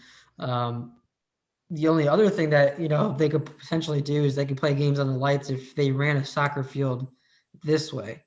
There may be a little bit of a lip into the infield, but there's a lot of sports, football, soccer, they run into baseball fields if they have to. So if the lights were kind of in this area, and they could fit a soccer field right here, it'd be pretty cool playing under lights. John, years ago, we used to use the outfield on, I don't know which one is 4 and 5 there, but we used to use the outfield for nighttime soccer, and they configured a full-size soccer field to take advantage of that. It was directly off to the south of the newer of the 2 ice facilities there. Right here. And yeah, right in there. It was run diagonally in the outfield. Of course, then they couldn't use that baseball field during that time, and there was like conflict. And I know now there's a lot more usage for baseball and softball, throughout the fall season and even into early winter. But yeah, we used to have a full size field, and we were able to use it with the lights. Yeah. And that was a big benefit. I coached soccer for 8 years back in that time, and I bet you a good 4 or 5 years we were able to use that field. Yeah. So being able to add lights on 1 and 2, and maybe figuring out a way to allow some soccer play there as well would be a good idea.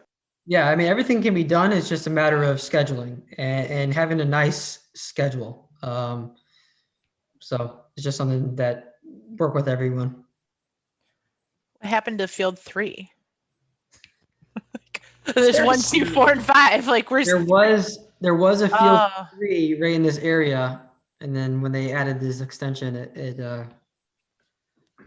I'm glad we didn't renumber them. Good point. Good point, Sarah. I love it. Like, I love that we just skip a number. Oh, So okay.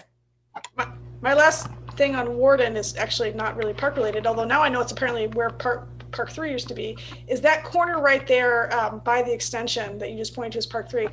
Would there be a chance that we could put something there, like a little play structure, or maybe exercise equipment? It's just, or maybe even a little shelter. I personally have done some tailgates there. So it just feels like that's an unused spot. And this park, which is really heavily used for the sports, there's nowhere for the siblings to go. So those little trees over there by Lexington is what my kids play on. But it'd be nice if there were an actual structure somewhere in this park. And I know we're short on space, but yeah. it seems like we could do something.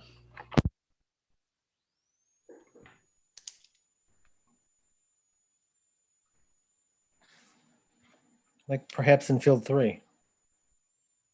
Exactly. And then we could call it Field 3, and wouldn't that be fun? I vote that we do everything except let's keep the jail cells. Like, come on, let's just keep the kids in jail cells. Come on, you guys. Oh,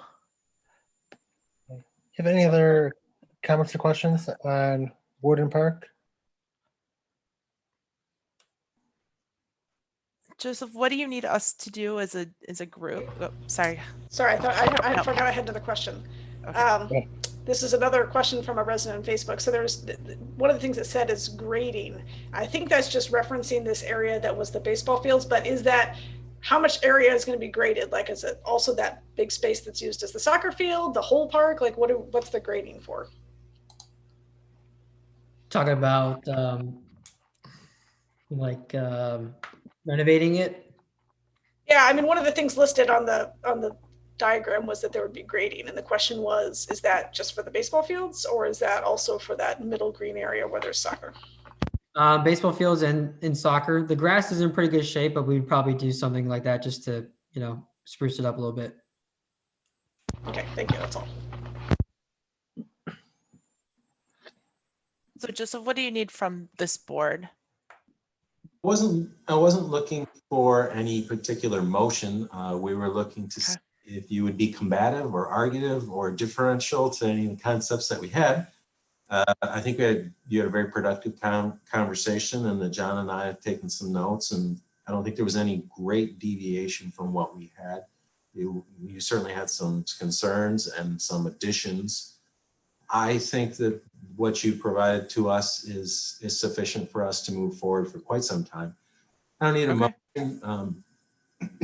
If we feel like we're moving towards an actual formal design of a park, and it significantly differs from what you provided, we certainly would bring it back for your input.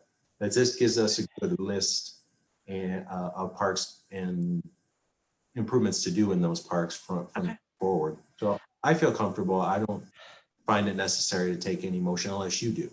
No, I just remember last time it seems like we had to prioritize them or something. So I just want to make sure you've gotten what you need from us. So that's really all I was thinking. I don't want you to leave here without getting what you need from us.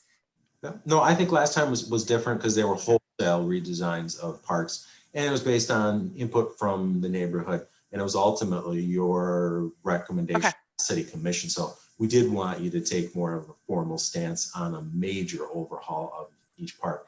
In this case, I think the input that you've given us is very valuable, and that we can proceed forward based on what you have in mind. Perfect. Joe, I do have another question or clarification, actually, from something that was discussed earlier. Why is there no community or neighborhood discussion as there was with the plans we had approved last year?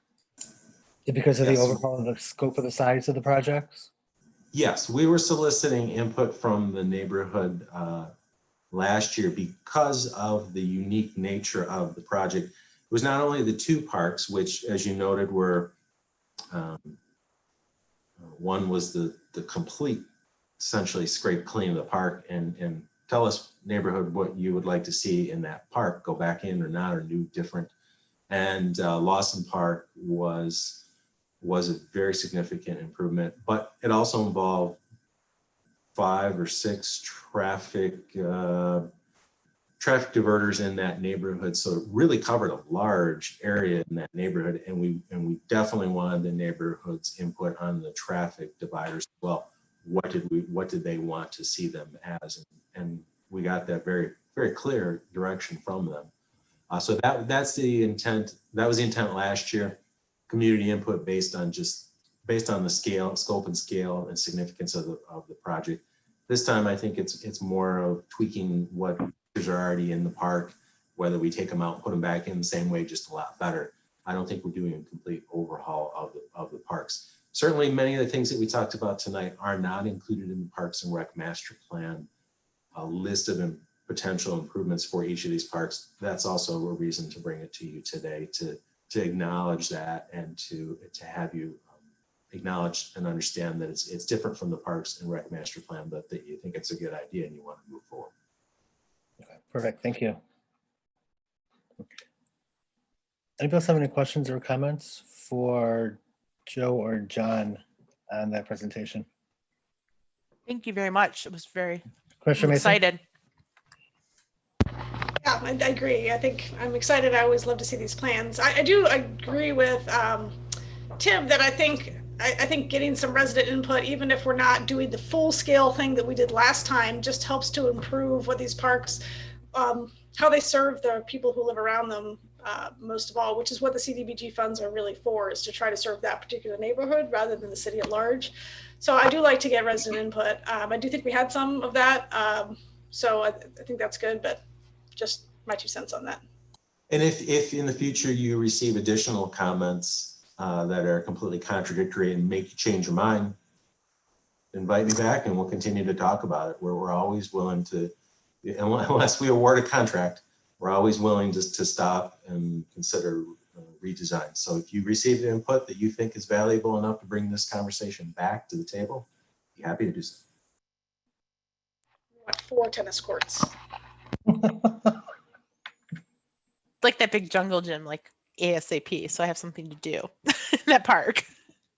You zip line from the park to your house, Commissioner? Yes. Okay, moving on to new business item 6C. It's listed as a discussion to move the January meeting to Thursday, January 14th, 2021.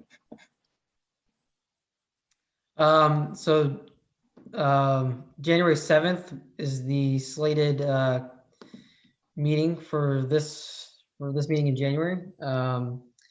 With it being right after a holiday, just bring up a discussion to see if everyone will be on board for having the meeting on the 7th, or if we need to push it back to the 14th.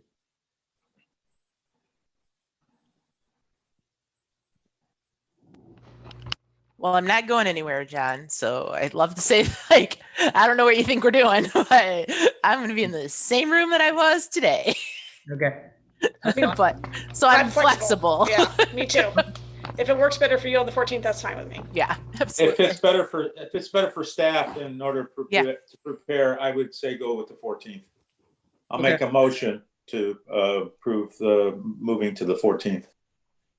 I have a motion by Mr. Rapinski to move the January meeting to the 14th of January. Do I have a second for that motion? Commissioner Macy, second. Any discussion on the motion? All right, going with a roll call vote as I see pictures on my screen, starting with Commissioner Macy. Yes. Chow? Aye. Ms. Kinninger? Aye. Mr. Rapinski? Yes. And myself, Mr. Chorsky, vote yes. Motion has carried. The meeting will now be held January 14th, 2021. Going to item 6D, which is staff reports. Yeah, so I just want to say it because it's being broadcast and whatnot, but we put up some barricades over at Normandy Oaks Park, and we put some signs saying the park is closed. I know we had that open house, and that was a huge success, but we've noticed, I've seen a lot of people playing on the play structure, and there's no proper fall zone on that. So that play structure, even though it looks like a lot of fun and it looks like it can be played on, it can't be played on. The site is still a construction site, even though there is some trails that have already, poured with asphalt and concrete. So for those residents who are watching, um, I want you out there when the park opens, but I don't want you out there while it's still a construction site getting hurt on it. So if you can, please avoid that area. If you see those barricades and those signs, they're there to protect the park and the construction crew guys. So I just want to make that statement. And leaf season is wrapping up as far as Aaron's side goes. So I know the guys are making their couple final pass, and then we're getting ready for the snow. It's going to be here sooner than later, and getting ready for that. We are moving along with potentially opening up our Salter and Senior Center potentially after the holidays, depending on what kind of orders we receive from our local officials and state officials. So registration is up right now for all of our indoor classes. So if you guys are interested, I encourage you guys to sign up for our classes. And that way we have you in our system. You guys are registered, all set to go. And if we have to postpone them a week or something like that, we can easily contact you and go from there. So I encourage you guys to sign up for our classes. And like our Facebook page is up and running, and it's very informative. I do want to say I had boosted a post for the Oakland County SHIP, and it received a very good welcoming. It was almost 2,000 people reached, and it had 22 shares and a whole bunch of activity on it. So people are out there looking at our stuff, and it was a good boost. It was a good boost post. Kind of all I have. Perfect. Melanie? So I know I'm not staff, but I'm just following up on something that Aaron and I had talked about since he's not here about it. So we had talked last time about figuring out how we can build this database out and communicate with people who maybe aren't getting these online communications. So Judy Davids is working with Janice Wagman on some ways to get the Insight magazine to have some of the information maybe on that back page like we talked about that is easily accessible and it's coming out there. We've been feeling like running in circles about this idea of gathering information. And one of the things that Aaron was saying was that if we gather this information, there's this expectation that we're doing something with it. And at the moment, we have no mechanism, and DPS does not have the staffing to manage a kind of a volunteer operation where we're either overseeing people who are doing this outreach or we're having our own staff do it. And so it didn't feel like a comfortable move to be creating a database that would then be sitting there with an expectation and we don't have anywhere to move on it. So it's still, we're calling it, it's in the parking lot. Like we're going to be thinking about it as we go forward if there's a better way to do this outreach. But for right now, we're focusing on having the Insight have those really relevant, important things that we want to get out and have in front of everybody. Okay. Oh, and then John, tell them about the texting. Yep. Sorry. Thanks for reminding me.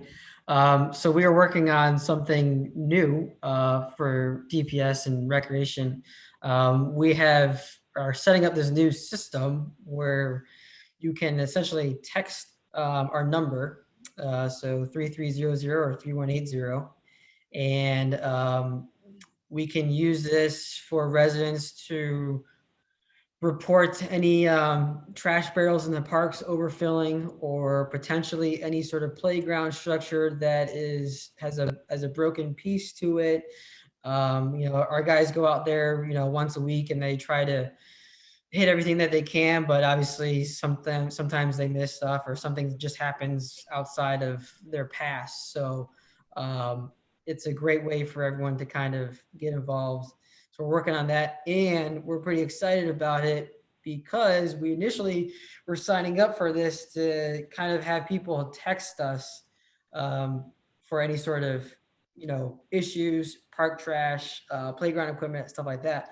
But we found out that we can create these keywords for people to essentially text. And these keywords we can associate with a link to something or information to something. So if people, text message, register, they can be directed to our registration sites for our classes. If they text, snow emergency, they can get a link to our notifications about whether or not we called a snow emergency or not. If they, text leaf collection, they can get links to our map that kind of outlines what areas have been picked up for leaf. They can text senior, and we can have that link to a bunch of senior outreach, communication, stuff like that. So it's we initially were excited about the one thing, and then we found out we could do a whole lot more with it. So we're pretty excited about it. So Aaron and I will be playing around with it and seeing what else we can get our minds on.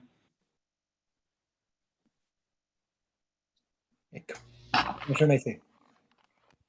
That reminded me, just when you said that, John, I was thinking it was in this meeting, but I think it wasn't. I think it was in a separate meeting where we talked about creating a little booklet with senior resources. Were we talking with Judy about that?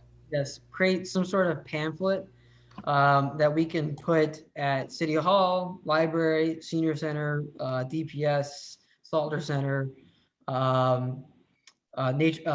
the historical societies, any sort of, Barton Towers, any sort of pamphlet that pretty much just says, hey, look, this is all the resources,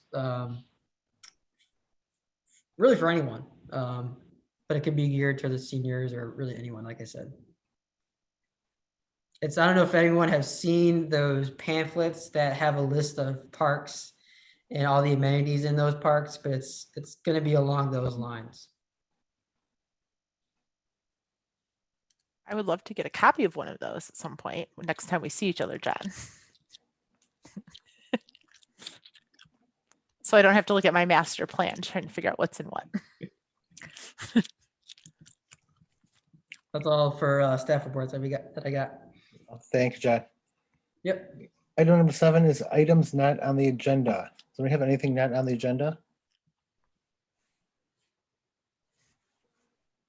Ms. Kinninger, go ahead. John, I don't know if we want to talk about this in detail, but we had an Eagle Scout project that was set up a GoFundMe for some projects.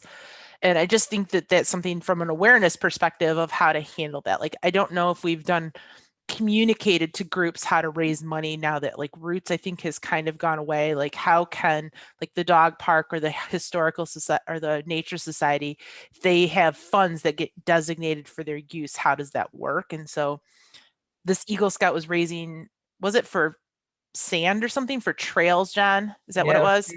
For, I believe, 10 Hay Woods, the nature society. So DPS is actually providing sand to the Nature Society. It's just a matter of, when they want it. So I think that's an interesting perspective that they didn't comment on that. And then this person's raising $800 or something and people are contributing to it. But from a perception perspective, and I think this is a gray area, John and I talked a little bit through email, but what does that mean? If I'm donating for parks that I think that I'm already paying my taxes for, just all those types of things. Yeah, it's like we had in our current email conversation. It's a gray area because on one point, the Nature Society, and I'm sure the Dog Friends of Mark Twain Dog Park, I mean, they do fundraisers to put funds into some sort of donation box so that way they can take care of their park or their nature society. So on that point, I mean, a GoFundMe can be used as a fundraiser. Yep. This specific individual took it upon himself to start his own GoFundMe page, which he's more than capable of doing. I think where the gray area lies is the coordination of what he was using that money for.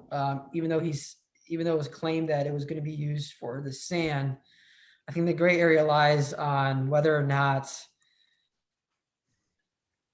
that is going to be used for it. So like, I guess to eliminate that gray area, I guess there just needs to be some coordination with DPS and Nature Society. Like, hey, it's okay if you guys do this, but just let us know.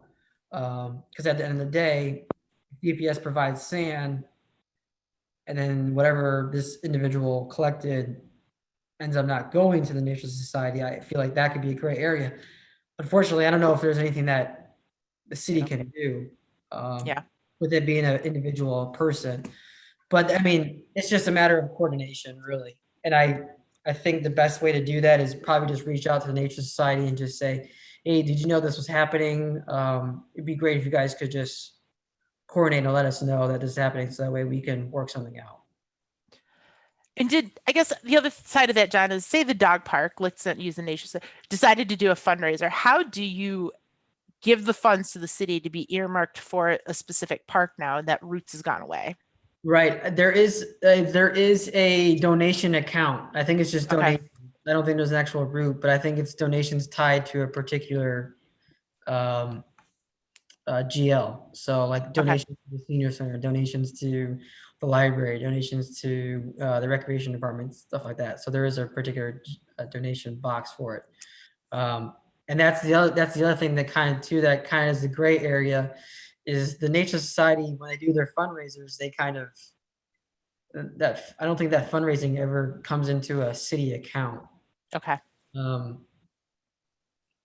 Okay. I just wanted to make the group aware of what was going on in case you saw anything or heard anything about it. I think it's worth having in the discussion at least. Thank you. I do think the GoFundMe is a great resource for fundraising, so Agreed.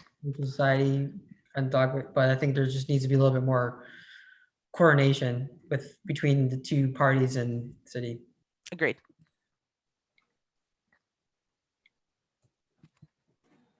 All right, anybody else have anything not on the agenda? Like, all right, I have an item not on the agenda.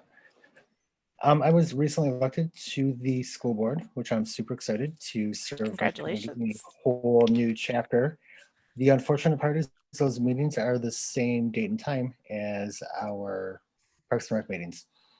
So I will be resigning my position. I will officially do that with a letter to Ms. Hallis, but it's been my pleasure and honor to serve with all of you. It's been really fun, you guys. Thank you. I'd like to rescind my vote for you for school board. I mean, unless we change the Parks and Rec meetings to the third Thursday, I don't see any possible way to make that happen.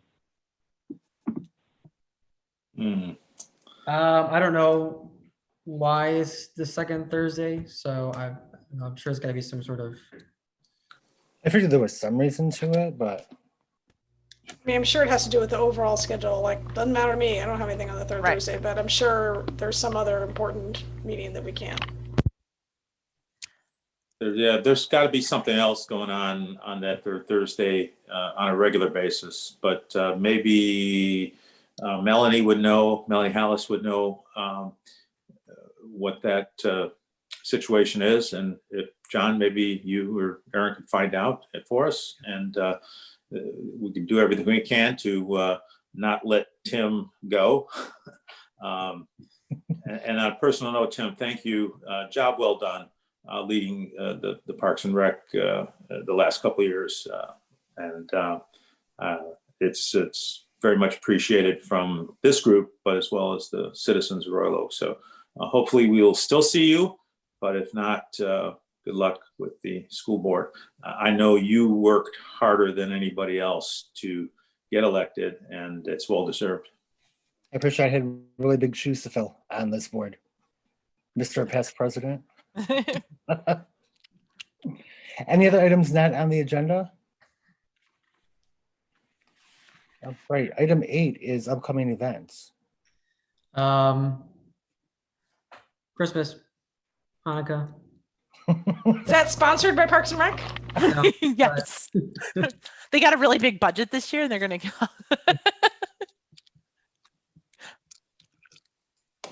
Oh, hey, John, why don't you talk about the cookie sets and the tree outside of the senior center? Yes, so there's cookie sets going on. Let me pull up the date real quick when you can pull that up. So kind of similar to our chicken curbside meal and our Thanksgiving curbside meal, this is actually a cookie kit. So the kits are $5. You get 6 fresh baked sugar cookies. You get icing, sprinkles. I mean, the instructions are kind of included in this kit. And it starts.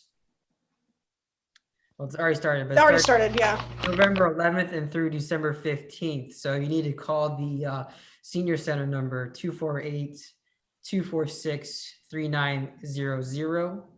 And then the pickup days are going to be Thursday, December 17th and the Friday the 18th from 9 a.m. to 4 p.m. So check out our Facebook page. That flyer is actually on our Facebook page. So check that out. You can get more information from there, and then you can give them a call. There's a Christmas tree with, I believe it's donations. Wish list items, I think.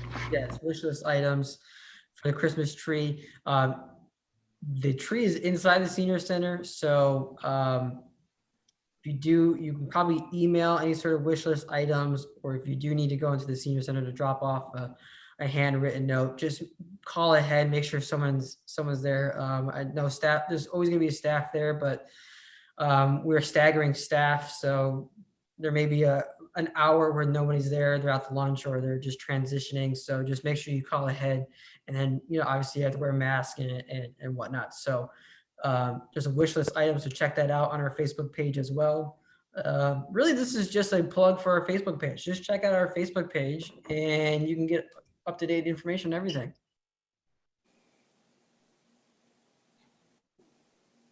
Is there still crochet stuff left or not? I believe there is. There was a couple messages on Facebook about people wanting to buy them. I just don't know if they've been purchased or not, but I believe there still are some items left. So reach out to Paige for that.